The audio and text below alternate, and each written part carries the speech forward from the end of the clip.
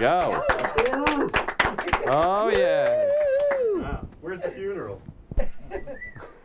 Look at that. You look fancy. Ah, I'm wearing a suit. What's Mike wearing? Jeans.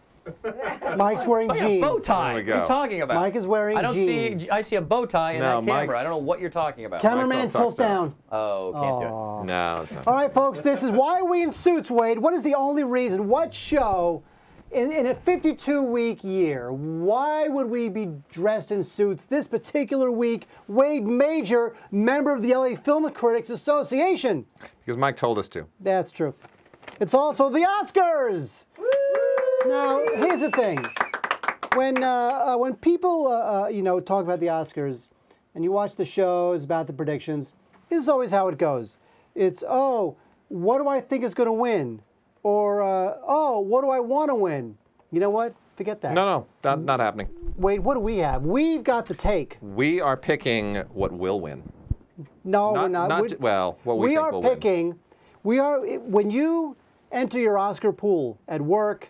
I'm still making my home, picks. Wait up to the very last minute. When you pick your Oscar pool, you fill out your Oscar poll at work, family, friends, bar mitzvah, whatever. All you care about is not who's going to win, not who you want to win, not who might win. You want to win your poll. That's all you care about. You want to win the Oscar pool. Yes. That's all you care about. True. $5 is on the line. That's it. So we are going to help you win your Oscar pool. And we also have an Oscar pool. We have a Can You Beat Mark and Wade Oscar pool. Stupid for Movies, our Facebook.com/Stupid for Movies. So all you people who we don't really know that well in the live chat room, in the Facebook world, get on our Facebook page, say hi to us, join in on our pool. The winner, I think we're going to give them two different choices. The winner gets to choose every single buy, rent, or burn for a week, right? Because people always get upset their buy, rent, or burns don't get picked. I think they'll like that. Yeah. Maybe they could pick a try this at home.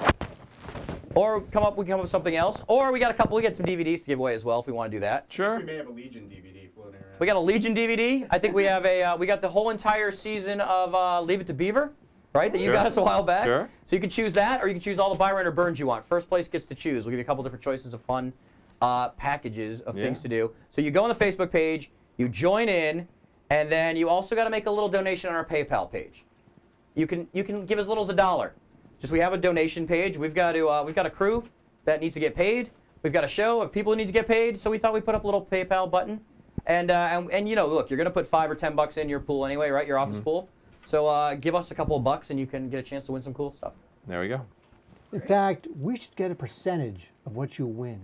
Because you're gonna give away these tips. Pool. Because we're gonna tell you not just the big categories, every category. Every single one. I actually went online and printed out this fancy schmancy Oscar pool. I thought this was fancy. Look, I actually went, here's what I did. I printed this out. I printed it, I saved it to my desktop. I put it into Microsoft, the Paint program. I took the little spray paint thing, and I filled out every little one. And it looks like a little spray paint. And then I emailed it to Corey, and then he got mad at me. You're an artist. I'm an artist. All right. All right, let's start it up, Wade. What do you say? Let's do it. All right, the first category to help you win your Oscar pool is going to be Best Picture, Wade. We're starting in reverse, right? We start with Best Picture. Well, they end with Best Picture. Most pools do start with like do. the top, and they, you know, even if you go to the Oscar.com. So we're going to go in pool order, not in like surprise order if we're going to win the big one. That's it. That's right. We're starting at the top, folks, with Best Picture. Wade, Best Picture. What did you say? I am calling The King's Speech. What are you calling it? Rimshot. Steve? We don't have a band. There should be a rim shot. Yeah, I'm saying, thank you, Corey, ever reliable. I'm going to go with The King's Speech. I've been going with The King's Speech for months now, but it's been interesting because I almost waffled when there was that sudden surge for The Social Network. I thought, wow, this thing's really coming through. But then all the guilds that actually have Academy members as members started swaying over to The King's Speech. And I think there's a backlash against all the critics that just went unanimously for The Social Network. And I think now everybody's rallying around the actory picture. And actors are a majority of the Academy. They are represented by their branch is the largest branch in the Academy. They have 4 categories for them. Everyone else only has 1. They're a huge branch. And if actors love a movie, and SAG went with The King's Speech, I think you got to go with The King's Speech. I'm going with The King's Speech as well. Because, for the same reason, which is that the critics, including the LA Film Critics Association, of which we are members, it ran the table. Yeah. Critic-wise, ran the table. Yeah. But I think that it might have not only did it peak early in terms of recognition, but it was getting recognition from, it turns out, the wrong groups. Yeah. PGA, DGA, WGA, SAG, whatever it is. King's Speech wound up running that table. Yeah. So really, all that matters is, don't worry about what the critics say in this instance. No. Normally, always worry about what the critics say. Yeah. But in this instance, just worry about the guilds. It's an insider-outsider split this year. Like, I've never seen it before. I mean, unanimous on both sides, and you got to go with the King's Speech. And it's still true, before we move on, it's still true that a majority of the 6,000 or so members of the Academy are a little bit older. Yes. So they're going to like the King's Speech over something like Social Network. Both films are about communication, but one is about communication when it mattered, and Social Network is almost about communication that's excess. So No. Foursquare, that's excess. I'll be Yes, honest. there you Foursquare, I don't get it. Now, as you announce these categories, you can announce the nominees if you'd so like. 'Cause Corey made some very nice cards.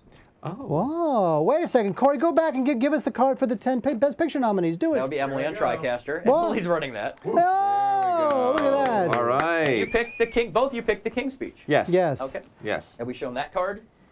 All right. All right, so Moving on. let's go to the next one. We're talking All right. about Best Director. Now, who are the Best nominees? Director. The nominees are... Darren Aronofsky, David O. Russell, Tom Hooper, David Fincher, and Joel and Ethan Coen. And I want to hear what you think. I went for Hooper for the King's Speech. I did too. I believe that King's Speech is now going to run the table. I think that a big determinant was when he won the DGA. I agree completely. It is not uncommon in the last 20, 25 years to have those DGA Oscar splits. They were uncommon up into the 80s, and then we've had maybe 4 or 5 since that time. Quite a surprising number, actually, and there were 2 years where I think in a row there was a split. But I don't think this year's going to be it. And a lot of people were saying, oh, Hooper, he's not that well known, and the other 4 are the big names, and it'll be a split. They'll go with Fincher because everybody kind of feels sorry for him that he didn't get it for Benjamin Button. No, it's not going to happen. It's still not Fincher's year. I think people are really rallying around Hooper because he's quiet and he's humble and he lets his actors do the talking. And I think the actors like that. But you know what? Fincher is pretty press shy, Yeah. Fincher's a press shy guy. He is, but I think what Tom Hooper did was he let his actors be the showcase in the movie. He didn't show off. It wasn't the filmmaker's showcase. It was an actor's showcase. Oh, and I once again, see what you mean. I think actors are going to rally around. They're going to rally around the guy who's an actor's director, and it's going to be the first time nominee is going to pull it out. Got it. All right. So the first 2 we said King's Speech. Next comes leading actor, or actor in the lead role. The nominees are Javier Bardem, Jeff Bridges, Jesse Eisenberg, Colin Firth, and James Franco. Jeff Bridges won it last year. Colin Firth was basically the runner-up in everyone's eyes. We don't know the vote tally, but everyone kind of felt like if it hadn't have been for Jeff Bridges, Colin Firth would have won. And I think this year everyone feels, you know what, Colin Firth not only deserves it, but the movie deserves it. Let's give it to Colin Firth. I agree. I say Colin Firth as well. Yeah. I'm very glad, by the way, that Jesse Eisenberg was nominated. You know what? I think that it's easy to overlook him because the film is this big, creation myth, this moment in time, this internet thing. It's all about Fincher and it's all about the screenplay. But you got this kid in the middle of it. It's true. Who if I've said before, I don't even like this kid, but he's great in this movie. Yeah, he is. He's exactly as unlikable as he has to be without being too unlikable, yet you believe that he really pushed this thing through. Very true. I thought he was terrific in the movie, and I'm glad he got nominated. I am too. So, all right, so wait, 3 in a row for King's Speech. 3 in a row for the King's Speech, I know. It could win everything. Now, would you guys? It could win best animated short. Personal opinion. Would you have voted for these 3 in a row, or are you just going by what you think the Academy? I would also have voted for these 3, but I think this is what the Academy will vote for as well. All I care about is one thing: Oscar pool, because we get a cut of what you win in your That's Oscar it, pool. baby. All right, Best Actress. Let's bring up the card. Best supporting actor. Best supporting actor. That's right. Best Supporting Actor. Never mind. Yes, Supporting Actor. There we go. So we My got, bad. Christian Bale, John Hawkes, Jeremy Renner, Mark Ruffalo, and Jeffrey Rush. This is an interesting one. It is. I'm a little. I'm thrilled that John Hawkes is in there. That's the one that really makes me very happy. Christian Bale has been getting a lot of love from the actors, but I'm going to go with Jeffrey Rush because I think that in this case, the age factor, the fact that the Academy does skew older, and the fact that The King's Speech is carrying the day, how do you give Best Actor to Colin Firth without also giving an Oscar to the guy that he owes that performance to? I mean, these two guys play off of each other so beautifully. It's like The Miracle Worker. It's like, you know, all of those great tandem performances. I don't think you can give it to Colin Firth. If you're filling out your ballot and you check Colin Firth, you're going to go check Jeffrey Rush. Here's the situation. If I was voting, I would vote for Jeffrey Rush 10 times. Yeah. I ate up that performance. I thought he was amazing. However, I chose Christian Bale because I feel like he's this guy who's given a lot of great performances. It's finally his due. He's got a lot of love from the acting branch, and I feel like there's a certain amount of momentum with him that I'm not feeling with Jeffrey Rush. I would normally agree, and this is one of these moments where Mark and Wade disagree, so you have to pick one of us for your pool. But I think the fact that you have other voters in the Academy, non-actors, I think that's going to skew away from Christian Bale, because of all the acting nominees in all 4 categories, Christian Bale is the one that is the most actory. I didn't like the performance, and I love Christian Bale. I didn't like the performance either. I really didn't. It's really overwrought. It's really actory. It's really excessive, and I think at the end of the day, the non-actors are going to steer toward Jeffrey Rush. So I think Jeffrey Rush will get it. Well, personally, I hope you're right. Yeah. Pool-wise, I hope you're wrong. So here's the first big dissension between you Yes. two. Dissension. Who can beat Mark and Wade now that they disagree? Oh my God. Oh, I don't there think we you go. guys finished. You didn't finish first place in our pool last year either. No, we didn't. All right. Oscar pools are weird. Yeah. You know, there have been weird years where there was one year where I got something like 22 out of 24, and then the next year I got something like 8. But that's why we're here. To not only weird. you don't have to go by what Mark and Wade No. choose, but certainly take the knowledge of how you guys are discussing, you know, what you think the Academy, and take it from there.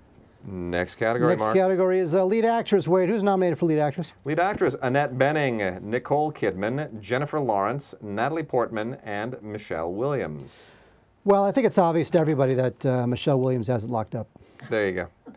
You know, the funny thing here is, if I were going with my own personal choice, the one that I would not pick is Natalie Portman. And I love Natalie Portman, like I love Christian Bale, but I would not vote for her. However, I am going to pick Natalie Portman as the winner because I just think that she and that film have all the actress momentum. I would otherwise probably go with, well, boy, it would be really, really tough. Who would you go? Who would be number 2 in that? That would be tough because I love Annette Bening, but I don't know if that performance was strong enough. I mean, forget Michelle Williams, and I'm sure No. Michelle Williams knows that, but that's Yeah. all right. Forget Jennifer Lawrence. I'm sure she knows I would that. probably go with That's just Jennifer fine. Lawrence, to be honest. I probably would. But You- I don't think she has a shot. Well, Not in a million years. and Nicole Kidman was terrific in a Absolutely terrific great. overlooked film, Rabbit Hole. Yeah. But you would think that it would either be Portman or the Career Award for Annette Bening. Annette Bening, yeah. You know? And I think it's going to be Portman. I agree. It's going to be Natalie Portman. But don't be surprised if Annette Bening upsets in this category. Really? Don't be surprised. Which will make Natalie Portman very upset. She's got a lot of fans, and this is like her fourth nomination. Don't be surprised. So there you go. So we're getting off the whole King's Speech thing. Yep. And we're moving on to supporting actress, where we have Amy Adams, Helena Bonham Carter, Melissa Leo, Haley Steinfeld, and Jackie Weaver.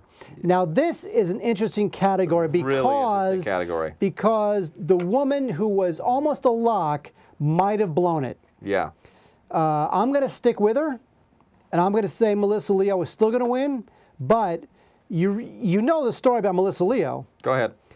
How do we say this? Here's the thing with Oscar campaigns are like little military campaigns. Yes, they are. Right? Yeah. The distributor, the studio, they've booked the covers, they've booked the articles, they've booked the photo shoots, they make sure you're out there.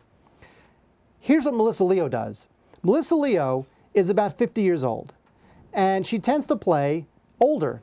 Yep. She actually plays Christian Bale's mother in this movie. It's almost like Angela Lansbury in Manchurian Candidate.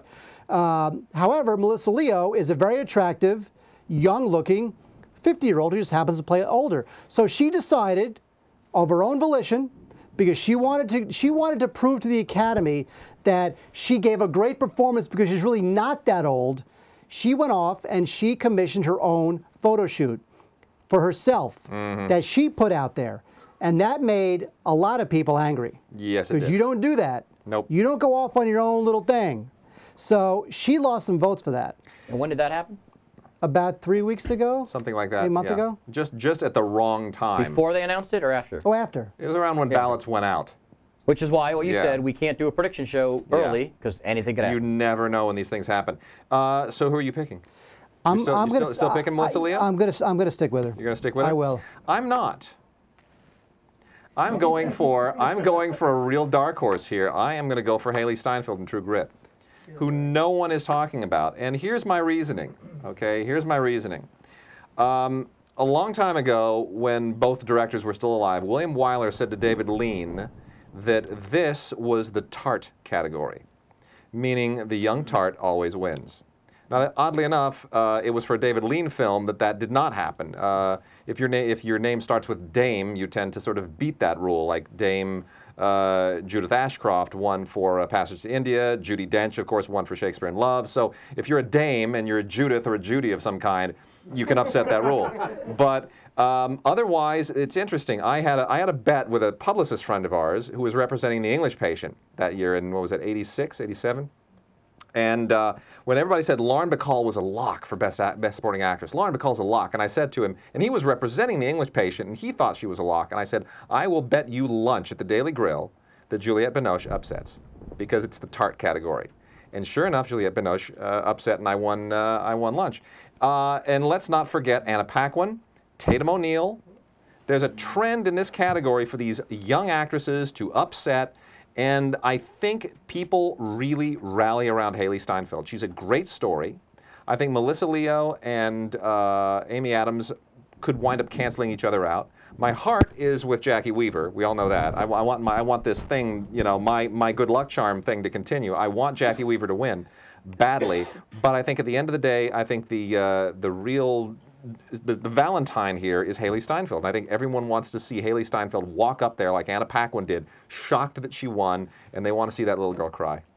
I thought that she was great in that movie. She's terrific. In fact, I was surprised she got nominated because I thought that she was underappreciated. Yeah. So the fact is that she's fantastic. And if she wins, it's almost like Jeffrey Rush, where if she wins, I'll be thrilled. And she's handling it really well. She's doing her press tour extremely well. Her interviews are very poised. I think she's going to be the dark horse. Yeah, you know what? Take Amy Adams out of it. It's not going to happen. Yeah. At first, Helena Bonham Carter, people were very happy with that performance because she peaked early. She peaked early. And it's not about her. It's about the two guys.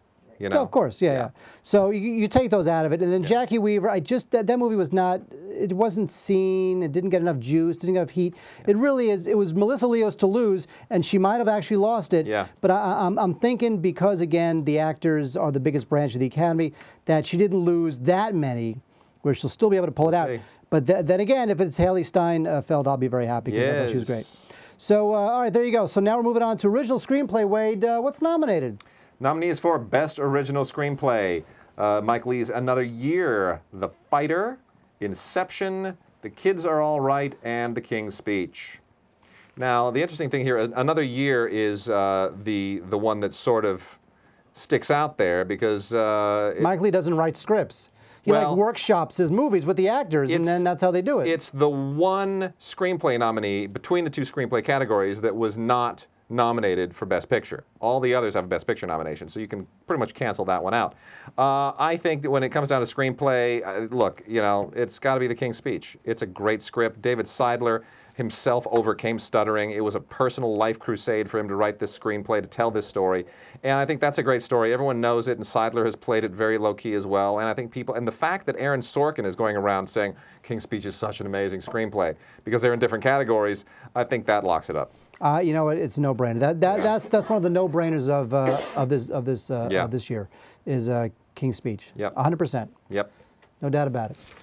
It's a great screenplay. It's a terrific film, and both those characters are so well drawn and so well played, and you feel as if the journey that that Colin Firth goes through, you really do get a feeling that whoever wrote this knows of what he speaks. It's an unbelievably great script. It's not just a bunch of research, and then he sort of distilled the research and made it into a character. It is a great script. You know, so that to me is a no-brainer. Yeah. So what's next, Wade?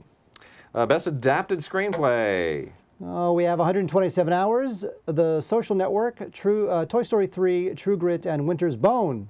This, I believe, is a no-brainer as well, Wade. I don't know why Toy Story 3 is in this category.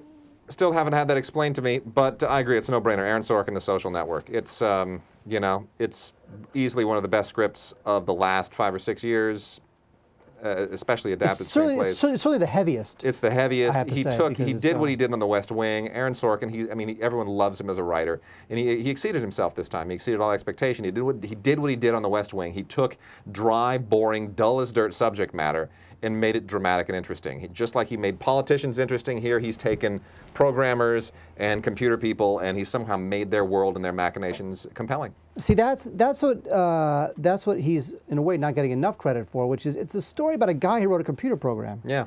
I mean, that's the movie. Yeah. Whatever. A guy writes a website. Yeah. How exciting is that? Somehow it's exciting. But somehow he And makes that's it Sorkin. exciting. It's more a writer's movie than a director's movie. Oh yeah, absolutely. Yeah. So there you go. I think that that's one of the other no-brainers of the evening is Social Network for Best Adapted Screenplay. All right. So what do we got next there, Waitsky? Best Animated Feature. How to Train Your Dragon, Toy Story 3, and The Illusionist. Now, this is one of those categories where there is some kind of bizarre algorithm that decides whether or not you wind up with 5 nominees versus 3. There's a voting and a point procedure, and somehow you have to get enough points to before you can get 5 nominees, and there weren't enough, so these are the 3 films that wound up there. Much as I love The Illusionist and really can't stand How to Train Your Dragon, Toy Story 3, best reviewed film of the year, if you're just going strictly by reviews, and Pixar is so safe. I don't know how it can lose. I mean, why would you vote against this? I mean, honestly. I mean, nobody saw The Illusionist except the really older members. Yeah. How to Train Your Dragon, which I liked. I thought it was good. I was very surprised. It's not Toy Story 3. But it's not going to win Best No. Animated Film. No. So that's another no-brainer is Toy Story 3. Yeah. You can see what's happening where we're sort of starting to split between the no-brainers, Yeah. like the real no-brainers, like the Toy Story Yeah. 3s, and the other ones that are a little bit of a horse race, like the Best Supporting Actor. Yep, very much. So those are the brainers That's it. from Brainerd County. Brainer. So now, Write that. so now we're starting to get into some categories where interesting. Where it gets interesting. Next would be original song. Original song, yeah, let's see it. There's no cards. No cards for original That's song. it. Oh, that's Oh, a We're that going to card. need cards for the big ones. Got hang it. on. I got to read my writing here. You could be here for a while. Okay. Original song includes Coming Home from Country Strong. That is so going to win.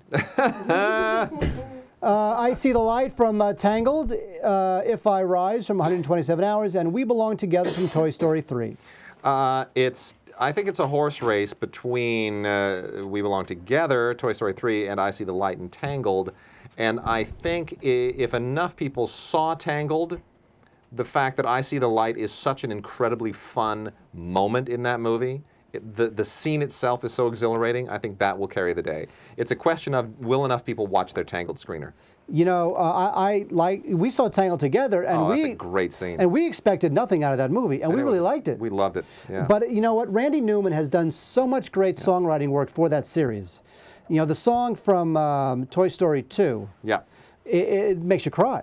it does. You know, when you hear about the backstory of the Joan Cusack character, Yeah. you know, it's amazing. So I think that the Academy will reward Toy Story 3. It's obviously a safe choice. No one's going to give it to 127 Hours or that stupid country movie. No. So, so that's a no-brainer too. All right, so now we have best original. And I would add too. The only thing that could play to Randy Newman's advantage over I See the Light, and I'm still picking I See the Light, but is the fact that Randy Newman really doesn't have a mantle full of Oscars, and Alan Menken has something like 7 or 8. So that could be a factor too. But that does make Menken a safe choice for Academy members who don't really have an opinion True. on it. That's true. Oh, Menken, he's won 10 times. Give it to him. Yeah. You know, that happens too. Yeah. Original score. Now, you know, Wade and I, we're big score people. We are. We score a lot. This is a really interesting category. Because, you know, I used to collect film scores when I was a youngin'. Wade, I think, still does. I don't know what the hell he's talking about. Still do. Original score, How to Train Your Dragon, Inception, The King's Speech, 127 Hours, and The Social Network. Now, Wade, I don't think it's much of a stretch to say it's probably between Social Network and Inception. Although Alexander Desplat, he's a Nailed it. favorite now for King's Speech, and that's a good score from him. I love the score for the King's Speech. I think it's tremendous. I think Desplat, he's writing too much these days. He's doing too many scores. He did like, what, 5 this year? 4 or 5? It's insane. Way too prolific to keep doing good work over the long haul. But King's Speech is a great score. I love it. I hope it wins, but I don't think it will win. I think The Social Network has a shot, obviously, because everybody loves Trent Reznor, but I think there are moments in that score where the music grates and it doesn't feel appropriate. What I do think is appropriate and why I think people will vote for it is because for months now, everyone has that going through their head from Inception. And I think they're just going to vote for it because that is so cool as all the cliffs come. How do you not vote for that? Well, there's a lot of reasons to not vote for that, I have to say. But I agree. I believe Inception will win. Yep. I think that Hans Zimmer can be a really annoying composer. Yeah, he can. But in this instance, it is a very interesting. And who knows who really wrote the music? Because we all know how Hans Zimmer's little factory works. It's very, you know, Alexander Dumas over there. But it is a fascinating, inventive, original, interesting score. And it's not my favorite, but I think it'll win. I agree. So that's best original score. Wait, now what do we have next? Let's see now. We're going to 12, which would be Best Cinematography. You can't read them because only I have them. Go for it. Read us the nominees. For the rest of the show, I'll be singing that song. That's right. Cinematography, Black Swan, Inception, The King's Speech, The Social Network, True Grit. This is an interesting category. There's a lot of great people You there. got to read the cinematographer's name. I'm reading off the pool, the thing. Black Swan, Corey Levin, Inception, Mike Rodman, King's Speech, Lane Ewing. I got to tell you, this I think is far and away the most competitive category this year. It's a great category. It is. All these were really well shot. It's intensely competitive, and every single one of them is really well shot. I think when it comes down, because we're getting kind of an interesting split. If anybody's looking at the way that my picks are going, it looks like all the serious stuff. This is kind of like in the 80s. You remember when Spielberg films would win all the technical awards and then some other serious movie would win all the big awards? I think Inception is kind of going to run away. It's going to run the table on all the tech stuff, and King's Speech is going to take all the important stuff. I think it's going to be those two films kind of taking the most of the awards. And for that reason, I think there's going to be an Inception wave, and I think it'll carry cinematography as well. If I had to choose, I would say King's Speech, because I think King's Speech is, you know, the cinematography tells the story, the use of wide angles and these odd compositions with the heads. I mean, there's some very daring stuff. But I don't think most Academy voters will focus on that like cinematographers or directors do. I think when actors and sound designers and art directors and publicists and members at large all start voting, I think they're going to go with Inception because it looked cool and has a lot of slow motion. You know what? I agree with everything you said. True Grit, which is Roger Deakins, is great, but you know what? It doesn't feel like an Oscar winner to me. Social Network was also really well shot, very sort of dark and rich, and I like that too. King's Speech, I thought they took a lot of chances with that. I agree about the odd compositions and the wide-angle lens stuff, and I just thought that was really well shot. Because that could have been TV movie time. Yeah, you know? It could have been. And it was exactly the opposite. And Black Swan, I thought was really well shot, but it's a little avant-garde for the Academy. Black Swan could be a dark horse here. Matthew Libatique is well liked. He's kind of part of the new generation of cinematographers. We gave him our award at LAFCA. He came in with his little spiky faux hawk. You know, he really is an up-and-coming guy. He's sort of he's going to be there someday. I don't know if this is his year, but that could be the upset. True, but I said Inception as well. Yeah. So you guys have what, disagreed on 2 so far? 3. Okay. Next is film editing. Black Swan, edited by Mike Rotman. The Fighter, edited by Wade Major. The King's Speech, edited by... just read the names. Fine. Read the movies. I'll even start again. Who really cares the name of the guy who edited it? Because, what? That's horrible. That's the point. That's what our show differentiates from the mass media. Because I read the names? No, but I'm saying we do care. In reality, you do care about who's who, and you guys know the players, as you'll start to discuss when we get to this. So read the names, and then read the movie names. It's fine. You know what? I'll just read the names of the editors. I won't read the movies. That's even better. That way we'll be so inside, no one will know what the hell's going on. Even better. All right, editing is Black Swan, The Fighter, The King's Speech, 127 Hours, and Social Network. Editing, I'm going to say King's Speech. I am too. Why are you saying King's Speech, Mark? A lot of it is a process of elimination. I will say there might be a bit of an upset in Social Network, and the reason why is because when a movie is that chock full of dialogue, it can really bog down if it's not a little snappily edited. Yeah. Right? Because otherwise, if you're just sitting on this guy talking and this guy talking and this guy talking for a page and a half and this guy talking for a page and a half, you're just going to get bored. True. So you really got to move that thing along. So that thing was well edited, but I'm just going to say King's Speech, and I think part of it is because I just think it'll be part of that just wave of love for it. I think the wave of love is a factor, and there's also a statistical trend in the Academy voting where the film that wins Best Director tends to also win Best Editing. So for that reason, I think just given the King's Speech momentum and that historical trend, I think King's Speech for editing is a very, very safe choice. Now don't forget, all we're talking about is winning your Oscar pool. That's it. It's not who we want to win. It's not who we think should win. Yep. It's all about giving us 10% of your Oscar pool winnings. Oh, did I just say that? Wow. Did I just make a promise? Yes. All right, next is art direction. Art direction, we have Alice in Wonderland, Harry Potter and the whatever, Inception, The King's Speech, and True Grit. I'm going to go out on a bit of a limb here, and I'm going to say the answer is just go with it. Oh, wait, that's not nominated. I'm going to say... Testing to see if we were listening. I don't think you can do write-ins. I don't think there's write-ins on the pools, okay. no.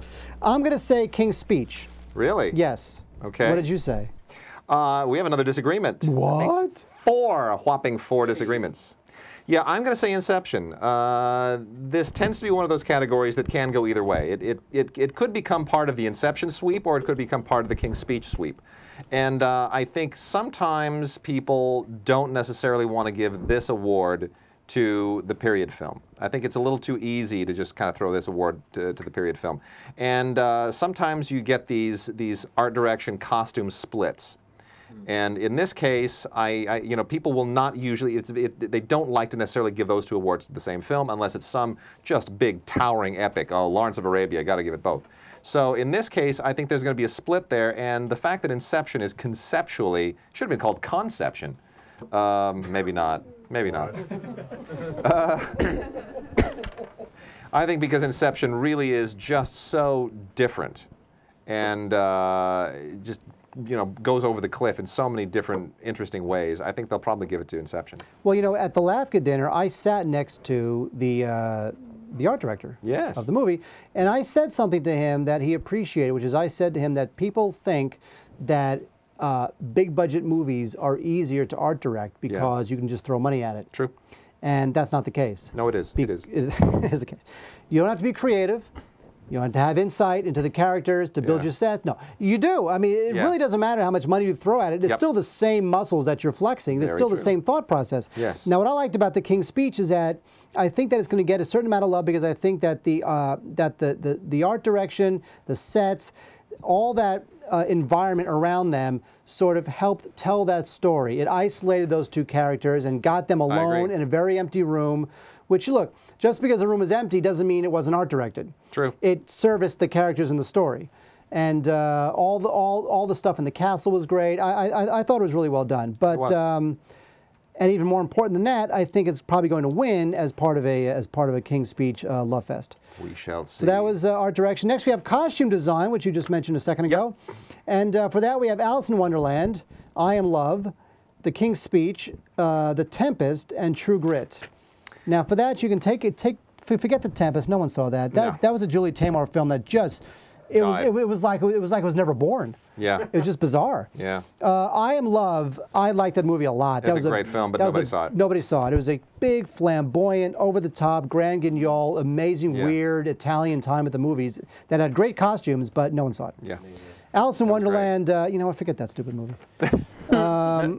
So it's between True Grit and King's Speech. I'm going to have to go with King's Speech. I agree. King's Speech. What? Well, because, I'm going with the art direction costume split, so, yeah, going with the King's Speech. Was there a big costume design in King's Speech, though? I always think, when I'm going for this, I always try to think of the big, flamboyant foreign film in costume design. I'm like, it's going to be something crazy. Is it normally? I mean, what's the last couple of years? What's interesting about the King's Speech is that it's a period film, but it also it's got a lot of costumes. First of all, when you see the crowd scene where he has to give his speech and so forth, everyone is in costume. You almost can't help but be impressed with the fact that they had to create that many He's wearing costumes. a suit most of the time. But because there's a class thing. There's a class thing there too, that the king, Firth and Rush come from different classes, and the costume, I mean, especially Geoffrey Rush's costume, is very well thought out, very well put together to sort of emphasize who he is, where he comes from. Everything in that movie is about evocation. It's about giving the actors the spaces within which to act, and I think the costumes I think people appreciate what the costumes did for the acting in that movie. Because the thing too is that the costumes have to service the character, like you say. If there's a character who maybe his his collar is very tight, or maybe his suit is maybe a size too small, the audience doesn't notice it, but the actor does, and it helps his performance. Oh, absolutely. And it conveys the idea that he's very constricted in his world. Yeah. So the costume isn't just let's just go put him in a costume. But the costume, that's voted by the costume designers, right? They vote the nominees. They make the nominees. Okay. They make the nominations. But the body at large. Body at large. Yeah. So there's basically 6,000 Academy members voting for everything. I'm still going with the flamboyant Italian film. Okay, so Burlesque wins. There you go. Burlesque is going to win, even though it's not nominated. All right, so next is makeup. Makeup. By the way, the only Oscar that a Star Trek film ever won was makeup. I'm just saying, I want to get my Star Trek shout out. Screw everybody, I love Star Trek. Which Star Trek was it? It was the last one. Oh, okay. It was nominated for score, for a couple of them were nominated for score. What? Star Trek. Go on. Go to Argos 4. That's not a real planet. It's a very hot planet in the Argos system. All right, makeup. Let's go through this quickly. How do you know what to pick for makeup? Hang on, it's Barney's version, The Way Back, and The Wolfman. Nobody saw Barney's version. Forget Barney's version. Nobody saw The Way Back, which should win. It's The Wolfman by default. Why would The Way Back should win, but you're not picking it? What's your? Because nobody saw it. Because nobody saw it. I saw it. You're saying the Oscar, the Academy has not seen it? The Way Back is a great film that was very poorly marketed to the press, to critics, to Academy voters, to film goers. It did not get a proper release. I don't think enough people saw it. So even the Academy still will go with the, I don't remember hearing much about it. It's the Wolfman. Every movie that has wolf makeup always wins. So you're saying they go for makeup, more special effects makeup. Which is what I was saying for costumes. More special effects costumes. This is one of those categories. All right. Yes, Corey? I have to say, I had to dig deep into the Stupid for Movies poster archive to find the Wolfman poster. That movie was not good. It's a terrible movie. In fact, it's so bad there's no Wolfman sequel, which Universal was begging for a Wolfman sequel. Yeah, it's terrible. All right, now, wait, before we talk about sound mixing and sound editing, we should probably talk about the difference between them, because people don't tend to know. Visual effects. Oh, wait a second. Oh, ladies and gentlemen, visual effects. Alice in Wonderland, Harry Potter and the Pile of Money, Hereafter, Inception, and Iron Man 2. This is so easy, it's unbelievable. Just go with it. I use that joke. Inception, for crying out loud. There's all the rest of those films are just lucky to be nominated. Inception is the only thing that does anything really different and original and creative and inventive. When you see all that folding over and it is about finding a new way to use special effects, and it uses it in a way that it doesn't scream, oh, here's our CGI moment. It's integrated into the film. All of that puzzle stuff, the whole world creation of the dream, can't go with any other film. Slam dunk it. That's what I say, Inception for visual effects. All right, so now we are going to talk about the difference between sound mixing and sound editing. Yes. This used to be a very confusing division, because these categories used to have two different names. There was sound and sound effects editing. And the average person watching at home didn't really understand the difference. So they changed it to sound mixing and sound editing. I think it was easier the other way. Maybe for insiders. But now you understand the difference is that sound editing is about creating, it's about sound design. It is about creating the sounds that go in. When you record actors talking, there isn't a lot of, there's no Foley, there's no sound effects. It's just a very, very dull track of dialogue. And it's the process of adding those layers that make it feel rich, that make it feel real, that adds footsteps and taps on the wall and ambient sound in the background. The art of creating all those layers, that is sound editing. Sound mixing is the art of bringing the whole packaged together. The guys who sit at those bays with all the little switches and everything, and who take days and days and days of bringing all the levels together and putting the whole complete thing together. That's a whole different idea. Because when you look at sound editing, Yes. you know, like you're saying, people don't realize that everything that, especially in a science fiction movie, Yes. everything that happens needs to be created. Everything. If you're in a space movie and it's Star Wars or it's Inception or it's whatever, or it's Toy Story 3, which is animated, so there's really nothing, all that has to be created. And when you listen to a laser blast or an explosion, that could be cobbled together from 7 different types of explosions that the sound team has put together to make this one sound. Very true. Footsteps, all manufactured. You know, so people, it's a very meticulous job. Sound editing and sound mixing, as you say, is just sitting at the console and mixing it all so that the whole thing makes sense. And your winners are? Oh, Mike. Inception for sound mixing, Wade. I agree. Inception for sound mixing. And if it wins for sound mixing, it's going to win for sound editing. Those two categories sometimes split, very often don't. In this case, I think there will be a tech wave for Inception, and I think it'll carry the day in both. So there you go. So Inception for sound editing and sound mixing. Our 20th category is foreign language film. This can sometimes get interesting. This category. I trust Wade on this one. You know what? Don't necessarily trust me, because honestly, there have been years where this category went completely to Mars. It just. All right. So what are we looking for? We're looking nominees. Nominees. Beautiful, Dogtooth, In a Better World, Outside the Law, and Incendies. Incendie. How we do have a card? Hey, there it is. We got a card for that. Corey's appealing. We have a lot of international viewers. I have seen all of these except for Incendie, which if the director's previous film is any indication, Maelstrom, which is, you know, it begins with an abortion performed to Good Morning Starshine, it's probably not going to thrill a lot of people. In this category, you have to see all 5 films projected in a screening room. They keep rigorous count, and they take names and they tabulate it, and if you did not see all 5 of these films in a screening room, your vote does not count. So it tends to get very odd, because the people who can do that are the ones who have the time to do it. They're usually they're older, and they're usually the members of this branch, this committee. I think just given the power of the performance, I think Beautiful will win, but don't be surprised if something just completely comes out of left field, like Outside the Law. You know what? I was going to say In a Better World, because she's so talented. Yes. Which I saw the other day. Suzanne Biers. Yeah. It's very good, and it could win as well. But I just think that it's going to be Beautiful. Yeah. I think that it's just mainstream enough where they'll think like they're voting for like a real movie. Yeah. Well, and people like Bardem a lot, and his performance is really, really strong. He's nominated for Best Actor. I think that will bring a certain actor sympathy to the film, and I think actors will try to see some actors will try to see all 5 films, and that might be enough to carry the day. So there you go. So we say Beautiful, but we could possibly be wrong. Could be wrong. This category goes, honestly, this category has thrown out winners that just make no sense. I mean, sometimes you just don't know. That is true. So we're now moving on to documentary feature, which has a similar voting procedure to foreign language films. It is a tiered voting system. This is another weird category that sometimes throws out just nonsensical winners. But go ahead, read the nominees. The nominees are Exit Through the Gift Shop, Gasland, Inside Job, Restrepo, and Wasteland. Now this is interesting because we didn't expect any of those films to be here. Exit Through the Gift Shop was my favorite documentary of the year. I love that movie.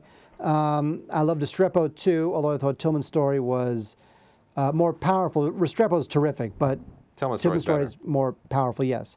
I'm going to say Inside Job. Really? Which is not because I want it to win or think it's going to win. I'm just thinking that because it taps into this thing, this topical thing about the financial system and blah, blah, blah, I think that the Academy, in their Michael Moore mode, may go for that. I think it's an awfully dry and conventional choice. Oh, sure. I'm not saying that. I'm just saying that I think that the subject matter will appeal to the mostly liberal Academy. It may, and this does tend to be the award that goes to Holocaust films and Civil Rights Movement films.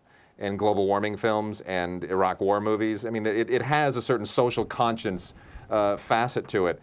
I mean, honestly, this is the only Oscar category that Rabbi Marvin Heyer has ever won. You know, so that should tell you something right there. But I think Exit Through the Gift Shop is ever since Sundance, that has really had all the momentum, all the buzz. It's different. It's guerrilla. It's kind of edgy and risky. And Banksy, what's he going to do? I think I think people want to know. I love Exit. Again, it's my favorite documentary of the year. I just think it might be a little too avant-garde for too many members of the Academy. All right. They'll see some crazy young guy who's get off my lawn. He's defacing all the buildings. They're not going to vote for that guy. Get off my lawn. Next is documentary short. Now let's talk a little bit about how you strategize your vote when it's essentially a bunch of stuff like this. Yeah. I've seen all these films. I've seen all these films. I have. Indices. I've seen all these films. I've seen the shorts. What's it called again? Incendie. I drink my tea like this. Documentary short, Killing in the Name, Poster Girl. What does it even matter? Who's winning? No one's ever heard of these. You know what? They're a bunch of... Shecky and Steve, My Table is Brown, and whatever. Who's going to win? I think Sun Come Up will win. Sun Come Up is, none of them are great, but Sun Come Up is the one that kind of has that social conscience thing. It's, it's global warming and an island in the Pacific, and I think, Run me through this. This is what we do when I'm at an Oscar party. Yeah. We look at the nominees, we go, all right, is any of these a Holocaust film? Are any of these about the environment? So right now, go through each of those and give me what's their hook. Honestly, I can't remember the hook for almost any of them except for Sun Come Up. Which Sun Come Up, the hook is, it's an island that's starting to sink because of global warming. So that's why we go for that one. That's why you go for that one. I think people. That's how you do those. I think people are sick of global warming, and I think they'll go for Poster Girl because they love her. What's that about? The girl. It's about a girl who makes posters. Who's on a poster? I don't know. What? Is she a lost kid? If she's lost and on a poster, no, she's lost. No, she's lost. She's lost. Okay. Here's how you strategize these. Is she an orphan? Because now I'm really starting to vote for her. All right. Mike, do this. Do this to Mike. Move on. Here's how you strategize. No, I'm being serious. This is how it works at a party. Here's how you. No one cares about parties. Here's how you. When you do your Oscar pool, you're at a party. That's the point. Here's how you strategize these choices. That's what's important. We're trying to make you win your pool. What are you picking? Poster Girl. Okay, just why? Just because it's about a girl and she's kind of like she's going through a crisis, and it's very nice. Great. Moving on. Okay. What you do is you go online and you read the synopses of these films, these short subject films, and the synopses that tends to involve, like we're saying, sometimes it's the Holocaust, sometimes it's global warming, sometimes it's a nice heartwarming story about young love. That stuff tends to win. All right, so next is, what's next, Wade? Animated short film. Animated short, read them. Day and Night, The Gruffalo, or Groof, I don't know how to pronounce that. Let's Pollute, The Lost Thing, and Madagascar. I would go with Let's Pollute because, again, it sounds like some kind of environment. You know what? Let's Pollute is going to win, but not because it's about the environment. It's this is interesting. The Lost Thing and Gruffalo are very similar. They're both like about monsters, and they're both too long, and they're both very accomplished, but they're not very fun to watch. The two that are fun to watch is Day and Night, which is the Pixar film that was on the head of Toy Story 3. That's too out there. Which is very cool. It's too conceptual. It's very cool. Too conceptual. But what's great about Let's Pollute, it's traditional cell animation. It's just right, and people love it when the animated shorts are old school. But it's incredibly funny. It's very short. It's like 3 minutes long, 4 minutes long, maybe 5 at the most. But it's all incredibly sarcastic. It is the most bitterly sarcastic short I've ever seen.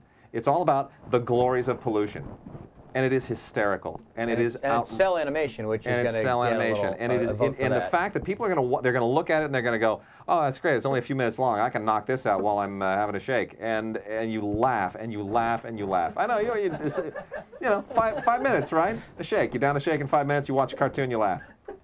Mike doesn't understand the concept. All right, I okay. understand the concept. I All gotta sit right. next to him for an hour every week. All right. I'm voting for the Gruffalo because it's similar and it's got a funny name. Okay. Even though you didn't see it. That, you know what? Whenever I go horse racing, and I never go horse racing because I always lose my money, but whenever I go horse racing, all I do is vote for the horse with the funniest name. I don't know. They could have 3 legs. I don't really care. That was actually my So- point. I mean, you seriously, when you're at these Oscar prizes of the pools, you are going, I don't know what this is. I vote for name. Do I want to know what's about? And everybody's always asking, like, do you know what that one's about? So that's what I'm asking. Well, no, the idea is if you can, people have iPhones and Blackberries and whatnot. Yes. You go online, So you look read at the the synopsis. synopses, and you try to find the one, again, that's about young love, or Yes. it's about Okay. some Yeah. sort of That's what we're social asking. cause.